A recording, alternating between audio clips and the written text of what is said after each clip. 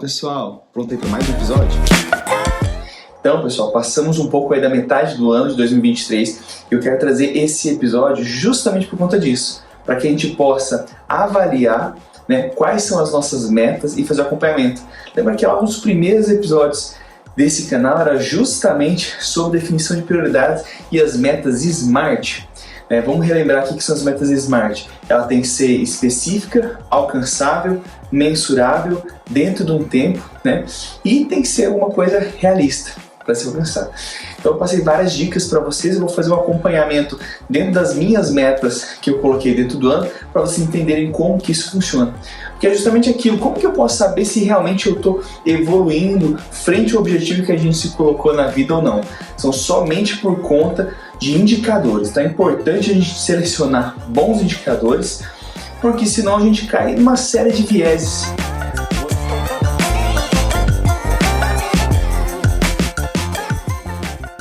E outra frase, pessoal, que eu quero deixar para vocês, que está em Jeremias 12, 5. Se você correu com homens e eles o cansaram, como poderá competir com cavalos? Se você tropeça em terreno seguro, o que fará nos matagais junto ao Jordão? Então veja que passagem fantástica essa aqui, que fala, se você está cansado, se comparando com a média, como que você vai fazer quando você quiser estar em alta performance? Então veja, isso aqui é para a gente não se acomodar. Eu vou falar nesse episódio sobre a questão da gente fazer o acompanhamento de métricas, a gente vai falar um pouco das metas SMART novamente, mas eu vou trazer alguns indicadores para vocês, porque é natural que ao longo do processo a gente vá ficando desestimulado, a gente canse de algumas coisas, talvez esteja se comparando, e aí eu vou dar dicas aqui importantes para vocês e vou mostrar para mim metas que eu não alcancei, metas que eu já estou superando e algumas metas mesmo que eu acabei não iniciando. Então, pessoal, comentei com vocês que ano passado eu li 56 livros, eu bati a minha meta, que eram 52 livros, É uma meta bem ousada no começo do ano. Até achava que não seria possível, mas eu quis me fazer esse desafio mesmo. Mas tiveram várias metas que eu não consegui conquistar. Uma delas, por exemplo, foi fazer a leitura completa da Bíblia.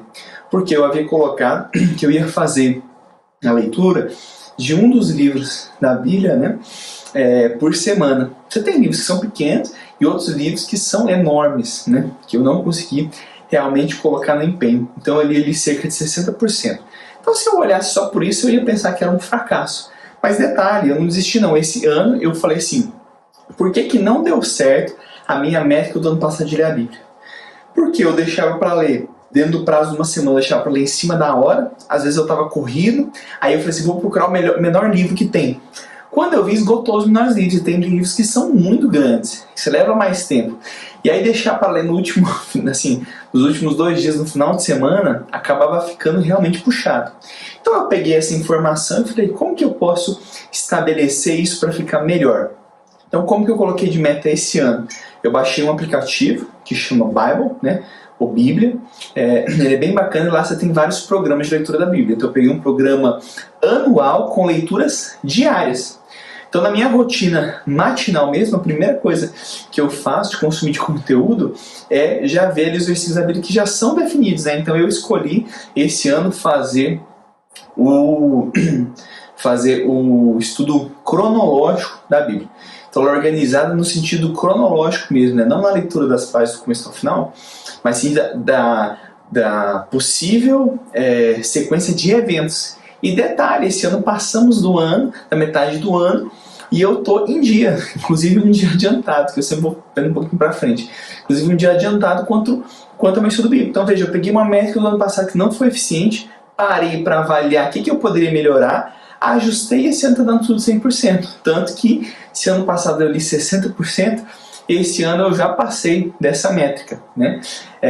Então veja quão importante é a gente parar para avaliar. Então não é o objetivo por si só. O que a gente precisa ver é justamente como estamos evoluindo, estamos melhor que ontem, o que podemos fazer de ajuste, de flexibilização para que a gente realmente consiga alcançar aquilo que a gente se propõe na vida, a gente seja ativo, a gente seja autor da nossa vida e não somente um telespectador que fica esperando aí as coisas acontecerem. Então, pessoal, quando a gente fala de fazer metas, é importante fazer diferentes metas, né, para diferentes áreas da nossa vida. Então, todo mundo deixa para fazer lá sempre no final do ano, né? Se você ainda não fez esse ano, não espera chegar ao final do ano, não, já faz agora as suas metas. Mas vamos lá, eu fiz as minhas no final do ano e comecei a colocar em prática. Então a gente tem que colocar lá objetivos financeiros, de educação, né, de desenvolvimento de novas habilidades, de relacionamento, né, métricas de saúde. Então é importante a gente colocar diferentes áreas da vida, que uma vida satisfatória e plena, ela engloba sucesso em diferentes áreas, né, ou avanço ou prosperidade em diferentes áreas. Então eu vou dar um exemplo aqui para vocês. Eu no começo do ano, né, acabei colocando de métricas que ano passado eu tinha melhorado bastante questão de performance física, composição corporal e tudo mais, e que esse ano eu queria melhorar um pouco mais alguns indicadores, né? Então como que a gente faz os acompanhamentos? A gente teve até um episódio aqui com a nutricionista, com a Bianca, que ela falou que utilizar a balança não é um bom indicador. Porque de repente a pessoa está ganhando peso na balança, fica desmotivada, e talvez se ela está treinando, ela está ganhando massa magra e perdendo massa gorda, né? Então não é o melhor indicador possível, né? Então, quais métricas que eu uso para a questão de saúde? Então, o meu desempenho físico, cintura abdominal, né, e uma série de levantamentos médicos que eu faço, né, com um nutrólogo e da medicina integrativa também, onde a gente consegue ver diferentes parâmetros. Mas o que acontece? Eu tinha colocado algumas metas para esse ano na parte física, né? Inclusive manter uma rotina de treino que eu estava fazendo 3 vezes musculação por semana. E aí, quando a gente fala de metas, é importante a gente saber o quê? Que imprevistos vão acontecer. Por exemplo, eu quando planejei no final do ano, não tinha pensado que meu filho dá tanto trabalho assim para dormir, né? Eu tenho um filho pequeno, né? Um ano, ele está agora com 1 ano e 2 meses, né? Então ele deu muito mais trabalho. Então com privação de sono, naturalmente você não consegue performar muito bem, você não consegue ter bons resultados de desempenho. E eu realmente acabei tendo uma queda, acabei ficando doente mais de uma vez, né? Fiquei gripado 3 vezes. Veja, esse também é um indicador que a saúde não está adequada, porque ficar gripado 3 vezes no ano não é normal, né? Mas eu só sei que era justamente o quê? Por má alimentação e privação, principalmente privação de sono. Então, por conta disso, eu tive que falar assim, eu vou ter que abrir mão daquele objetivo que eu tinha. Inclusive, vou parar de treinar um pouco, porque todo treinamento é um tipo de agressão. E aí acabava que eu ficava o quê? Mais estressado, performava pior, né? Então, a gente tem que colocar na balança. Tem todos os benefícios do exercício físico, mas por um momento específico eu falei assim, opa, eu preciso realmente parar, né? Eu tive uma questão de uma lesão aqui na mão, dedo em gatilho, e eu falei assim, opa, vou aproveitar essa deixa, vou priorizar aquela hora que eu acordava mais cedo para malhar, eu vou dormir, já que eu estou tendo menos tempo de noite de sono e descanso, né, e vou tentar compensar. Só que o que acontece? Quando você faz isso, naturalmente eu ganhei peso rápido, eu perdi toda aquela linha que eu vinha e a gente tende a cair numa desmotivação, né? E aí eu falei assim, será que eu realmente estou indo bem ou não?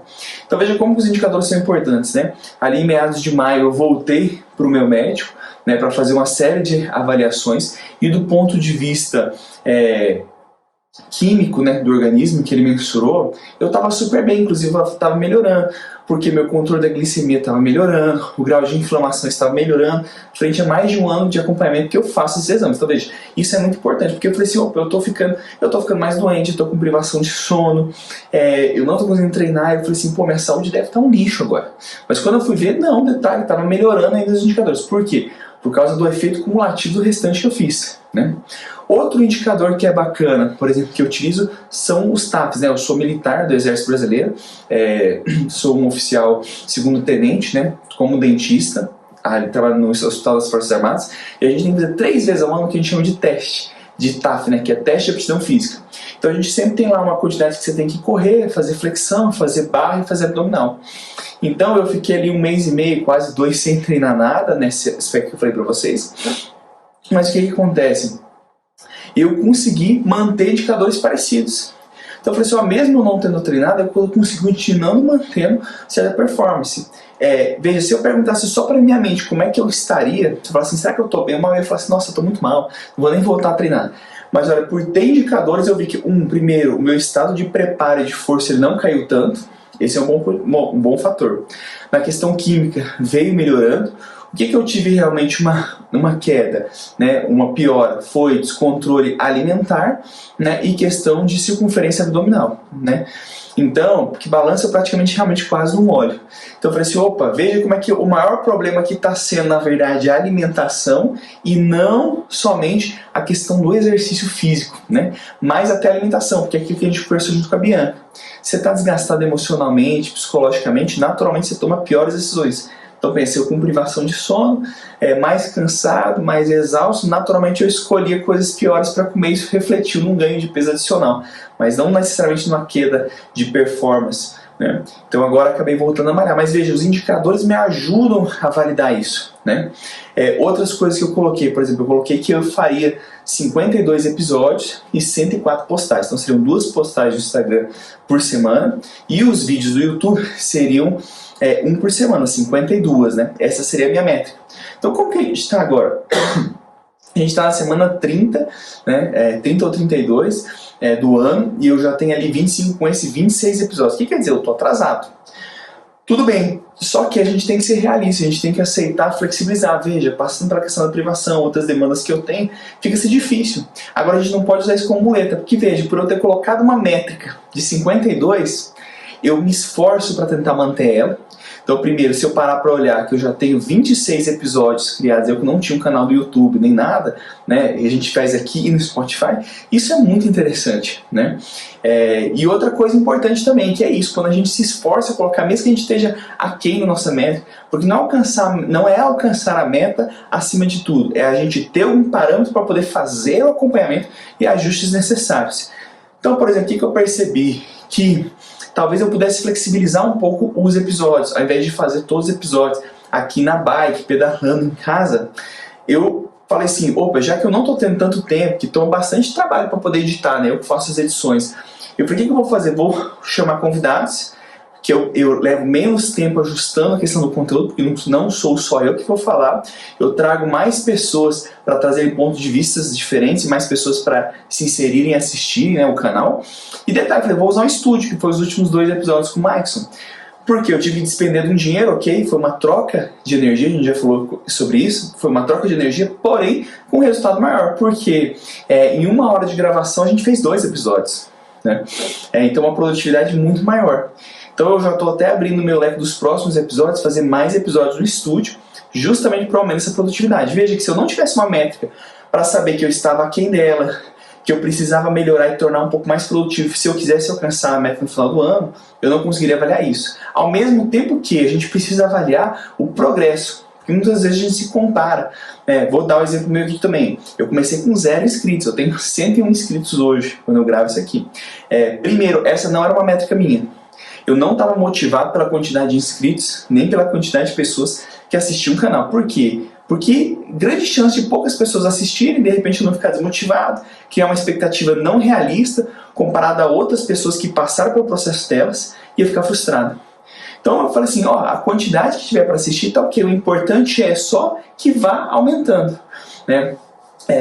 Tanto é que também é isso, o próprio episódio é isso, acima da média, né? Melhor que ontem, pior que amanhã. Então um pouquinho que a gente consegue fazer para melhorar cada episódio, cada semana, isso não só aqui, né? Faz uma diferença absurda. Eu vou até desafiar você, vai no meu canal do YouTube, vai lá em mais antigos, vê o episódio piloto 0 e compara, por exemplo, com o último no estúdio ou com esse. Porque cada um eu fui fazendo um ajuste pequeno para melhoria. Quando eu paro para olhar o episódio 0 e o episódio 26, é descomunal a diferença.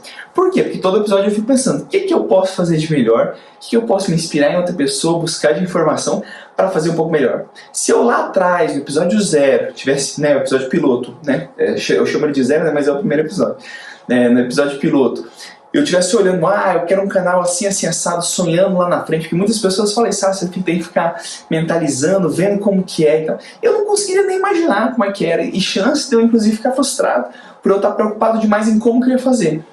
Contrapartida, eu não foquei em resultados de métricas de inscritos, como que eu queria o vídeo nem nada, eu foquei em fazer, e não ficar procrastinando, botar uma métrica e falar assim, olha, eu preciso colocar ação prática nisso aqui e sair executando. E cada vez que eu faço, ou eu acerto ou eu aprendo. Então eu consigo fazer pequenas melhorias. Tanto é que é isso. É uma diferença muito grande do canal. Outra coisa. Ano passado, eu também fiz esse sistema de métricas linhas por ano, mas não divulgava como eu tenho hoje aqui no canal. Então ano passado eu fiz 52 reuniões, eram reuniões no Zoom, que eu chamava algumas pessoas de próximas para falar sobre um dos livros que eu havia lido e, em contrapartida, também fazer um estudo bíblico, né? Então 52 encontros que tiveram.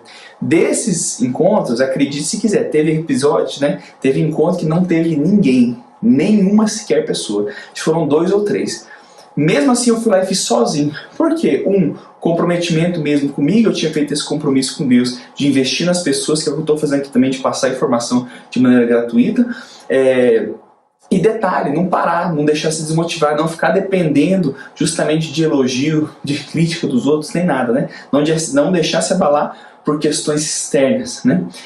Então eu fiz isso. Aí pensa, o que era a média que eu tinha? Então teve episódio que ninguém assistiu, e a minha média ali era em torno de 5, 8 pessoas assistindo. Acho que a vez que teve mais, teve 15 pessoas.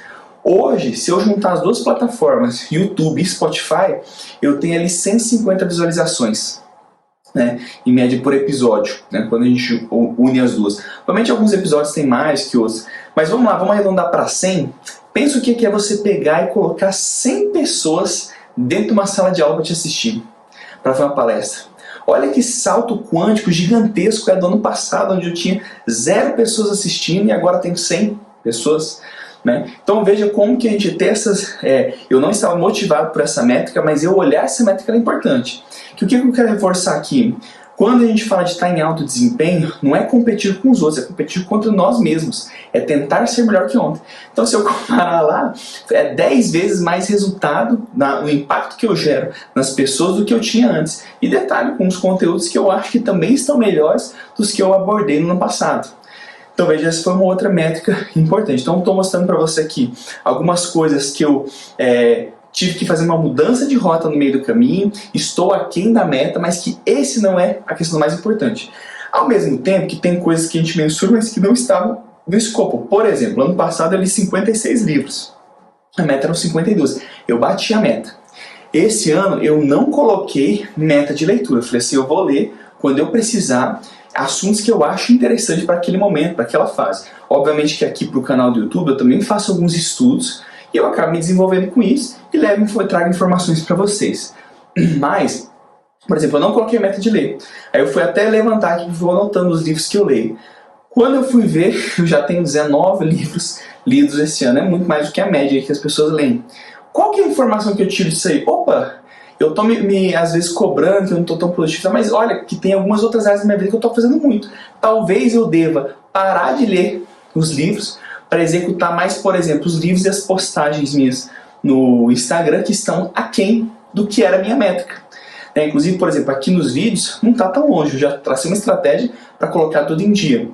Mas, por exemplo, Instagram, que eu tinha colocado que seriam 2 postagens por dia, justamente para eu mostrar mais a parte profissional como dentista, né, me expor mais para pacientes quanto a isso. Porque ano passado eu botei que seria uma postagem, botei algo realista, né? Vou postar 5 vezes por semana. Se você não posta nenhuma, isso é irrealista. Então ano passado eu botei uma e consegui cumprir. Esse ano eu tinha colocado 2. E realmente fiquei bem aquém do que sei. Tô numa métrica ali de 1.2 por semana, tá pouco. O que eu fiz? Eu falei assim, se eu não estou conseguindo fazer sozinho, eu preciso pensar em como fazer diferente, ou quem pode me ajudar. Então, eu contratei uma pessoa para me ajudar a fazer a questão das postagens. Justamente o quê? Para compensar que eu vi que eu não tinha tempo para fazer aquilo. E detalhe, eu não estou gastando mais tempo com os livros? Pois é, eu posso tirar esse tempo dali e conseguir investir em outras áreas, seja agora para voltar à questão dos treinos e a questão dos vídeos aqui. Então olha só que bacana que quando a gente faz essas mensurações, a gente consegue ter diagnósticos melhores, mais precisos para a gente tomar melhores decisões. Muitas pessoas acompanham a minha rotina, que por exemplo no Instagram eu não melhorei a questão da quantidade de postagens, porém a minha evolução nos stories ficou muito melhor. Não compara esse ano com o ano passado. E aí muita gente vê e fala assim, nossa Lucas, eu te acho super produtivo, né? Você faz tanta coisa. As pessoas têm a impressão, inclusive, que eu faço tudo que me proponho a fazer, porque grande parte eu faço mesmo. Mas tem coisas que não. Por exemplo, eu comentei com vocês 2 objetivos que eu tinha esse ano, que era aprofundar e desenvolver mais no tênis, né? Jogar pelo menos uma vez por semana, e desenvolver uma nova habilidade que era o espanhol. Nenhuma dos 2 eu consegui botar pra frente, né? pelos motivos que eu já falei, mas o que a gente tem que ver é que é o seguinte, nunca é falta de tempo, é prioridade. Por exemplo, desenvolver o espanhol seria uma coisa importante, mas não urgente, porque seria para abrir oportunidades futuras, que não haviam surgido ainda, enquanto que eu tinha outras coisas que eram urgentes, precisavam ser lidadas ou eram mais importantes para os objetivos que eu tinha. Então, por exemplo, realmente o espanhol eu não fui atrás. Talvez organizando melhor agora, no segundo semestre eu consiga colocar isso, pelo menos em parte, né, em prática. Mesma coisa aconteceu com a questão do tênis. Não consegui esforçar tanto. Então, é o momento agora de eu parar e sentar assim, será que eu consigo inserir isso dentro da minha rotina? Será que é realista? Faz o mesmo sentido que tinha no começo do ano? Porque às vezes a pessoa fica muito apegada com o projeto, eu tenho que fazer, e às vezes não faz mais sentido. Você colocou em prática, ele não foi tão bom, você tem que realmente abrir mão disso aí, né? Então, dei aqui alguns exemplos, né? Obviamente eu tenho objetivos em outras áreas da minha vida que não só essa, eu trouxe alguns exemplos para mostrar para vocês, então, coisas que eu me coloquei e não cumpri, coisas que estão aquém, coisas que estão próximo da meta e coisas que eu nem tinha colocado meta que estou acima. Então a gente precisa estar mensurando para acompanhar. Se você não fez as suas metas SMART ainda, volta a episódios passados para você ver como funciona, ou pesquisa aí no Google ou no YouTube, Meta SMART, né? SMART, que você vai conseguir ver um pouco mais sobre isso aí. E lembre de fazer o acompanhamento. Aqui eu estou parando um pouco mais da metade do ano para a gente fazer isso, mas o que é o ideal e que eu faço? É a cada 3 meses você parar para ver. Por quê? 3 meses é um tempo que geralmente você está naturalmente motivado e os projetos estão ocorrendo. Agora, na escala de um ano, grande chance de projetos mudarem, imprevistos acontecerem, então você consegue ajustar melhor aí a questão da rota, tá? Pessoal, eu quero pedir para vocês também aqui, para vocês darem comentários aqui, o que vocês estão achando dos episódios, vocês gostaram do episódio que foi feito no estúdio, vocês preferem que eu faça os episódios no estúdio, ou é indiferente para vocês eu continuar fazendo aqui em cima da bike, em casa. E se você tem alguma sugestão de tema, pode mandar. Algumas pessoas já me passaram algumas sugestões de tema, e aquilo que eu não tenho propriedade, eu não tenho lugar de fala para poder me expressar tão bem, eu vou atrás de pessoas aí para a gente utilizar aqui como convidados, tá bom? Fico aguardando o feedback de vocês, é importante para que a gente faça sempre essa melhoria contínua. Um forte abraço!